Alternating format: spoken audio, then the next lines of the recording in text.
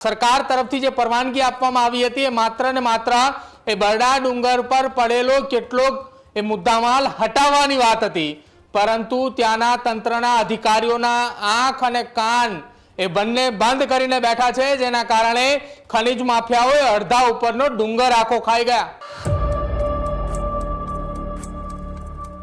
तंत्र द्वारा मात्र ने मात्र एमने લીઝ ઉપર જે આપેલી જમીન હતી એ જમીન પર પડેલો મલબો એટલે કે કચરો અને અન્ય વસ્તુઓ હટાવવા માટેની જ પરવાનગી આપી હતી।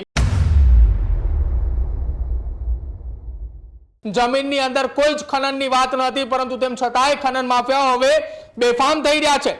દિવસ રાત ઇટાચી મશીનથી હજારો ટ્રકો એ પથ્થરો ચોરાઈ રહ્યા છે અને કલેક્ટર અને ખાણ ખનીજ વિભાગના અધિકારીઓ આંખ આડા કાન કરી રહ્યા છે। રાજ્ય સરકારના કેબિનેટ મંત્રી અર્જુન મોઢવાડિયાને કદાચિત તેમના વિસ્તારની અંદર ચાલતા આ ખનનની કોઈ જાણ નહીં હોય, કેમ કે ભૂતકાળમાં ત્યાં જે પણ ઘટનાઓ ચાલતી હતી એ ઘટનાઓની સામે અર્જુન મોઢવાડિયાએ ખુલીને સવાલો ઉઠાવ્યા છે, ખનન બંધ કરાવ્યું છે કે તમારા વિસ્તારની અંદર જે અધિકારીઓ છે એ અધિકારીઓ આંખ આડા કાન કરી રહ્યા છે।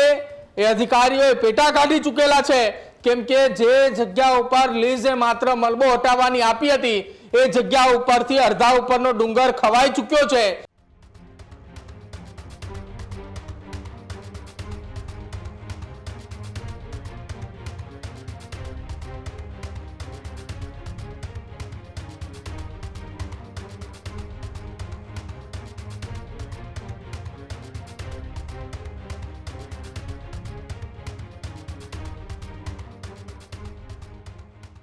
પોરબંદરના બરડા ડુંગરના આસપાસના વિસ્તારમાં ખનીજ માફિયાઓ સામે તંત્ર છે તે વામણું જોવા મળ્યું છે।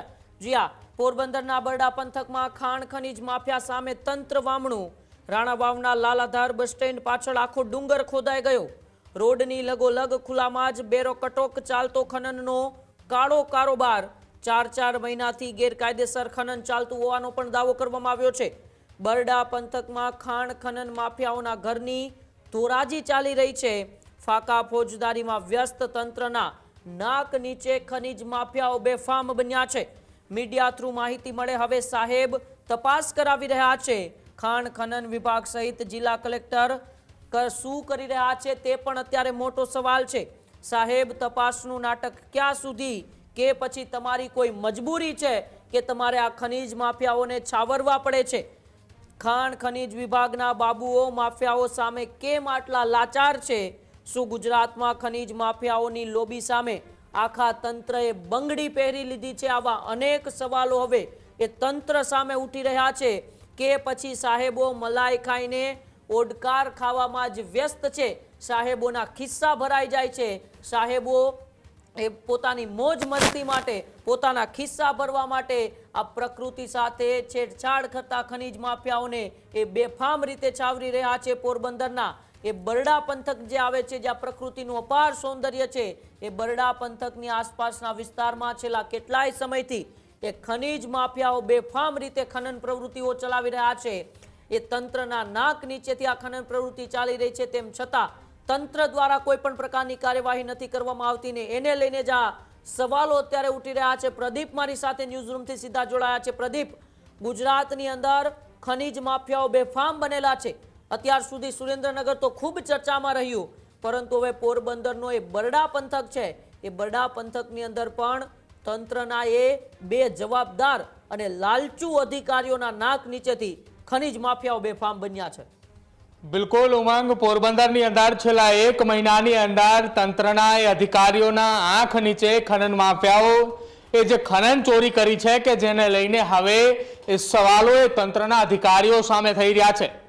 તંત્ર દ્વારા અને સરકાર તરફથી જે પરવાનગી આપવામાં આવી હતી એ માત્ર ને માત્ર એ બરડા ડુંગર પર પડેલો કેટલોક એ મુદ્દામાલ હટાવવાની વાત હતી, પરંતુ ત્યાંના તંત્રના અધિકારીઓના આંખ અને કાન એ બંને બંધ કરીને બેઠા છે, જેના કારણે ખનીજ માફિયાઓએ અડધા ઉપરનો ડુંગર આખો ખાઈ ગયા।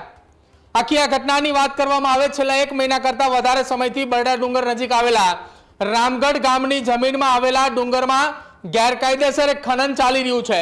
સમગ્ર ઘટનાની જ્યારે આખી આ ઘટના મામલે તપાસ કરી, ત્યાં એ જાણકારી મેળવી ત્યારે ખબર પડી કે ભૂમાફિયાઓએ આશ્ચર્યજનક રીતે પોતાની કરામત કરી રહ્યા છે। કરામત એટલા માટે કહી શકાય કે તંત્ર દ્વારા માત્ર ને માત્ર એમને લીઝ ઉપર જે આપેલી જમીન હતી એ જમીન પર પડેલો મલબો એટલે કે કચરો અને અન્ય વસ્તુઓ હટાવવા માટેની જ પરવાનગી આપી હતી, પરંતુ તેમ છતાંય આ ખનન માફિયાઓએ અડધા ઉપરનો ડુંગર એ કોતરીને ખાઈ ચૂક્યા છે અને તંત્રના પેટનું પાણી પણ નથી હલતું. જ્યારે બરડા ડુંગરની લીઝ ઉપર આપવાની વાત ચાલી રહી હતી એ દરમિયાન અનેક સવાલો ઉઠ્યા હતા, પરંતુ એ માત્ર જમીન જે લીઝ ઉપર આપવાની વાત હતી એ લીઝ ઉપર એ જમીન પર પડેલો કેટલોક મલબો હટાવવાની વાત હતી અને એ જમીન પર રહેલી એ કેટલીક વસ્તુઓ હટાવવા માટેની વાત હતી.